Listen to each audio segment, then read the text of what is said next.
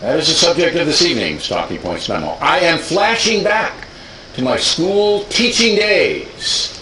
Last night I told you, the committed left is furious that people like me are telling Americans the truth, that the USA is becoming an entitlement society, and that helped President Obama win re-election. If you missed my talking points from last night, you can access it on the Fox News website. Now, why should you care about that? Well, one big reason, the entitlement culture weakens the country. First, the facts. A little more than 20 years ago, in 1991, the federal government spent 9% of the budget on means-tested entitlements, things like food stamps, housing, welfare. Now the number is 16%, almost double.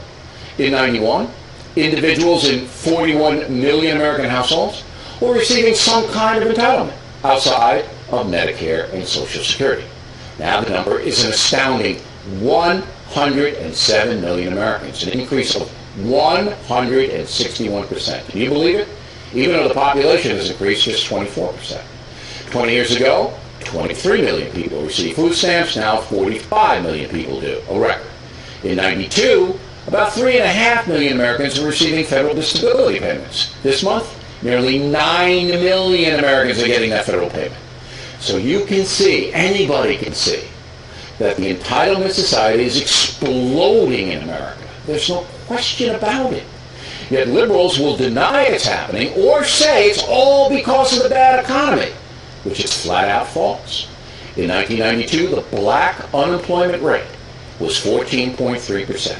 In 2012, this year, the black unemployment rate is 14.3%, exactly the same.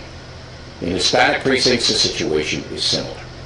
So this is about a dramatic change that is overwhelming the United States of America, not economic malaise. When you have more than 100 million Americans living in a home, receiving stuff from the government, again, outside of Medicare and Social Security, you're not counting that, then you have a large dependence on the federal government. And what does that do? Well, it saps motivation. Why bust your tail when the feds will give you enough to get by? America became great because of individual self-reliance. Hardworking people took chances, suffered, created things that helped the country.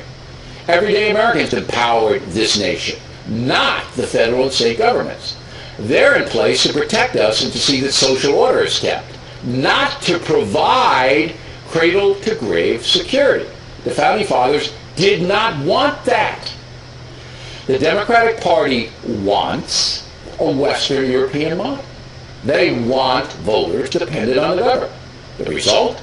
$16 trillion in debt, an awful economy, and a growing population that lacks ambition. This is a road to disaster.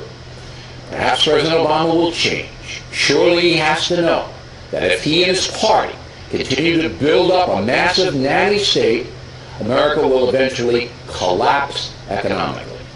That's the truth. And that's the memo.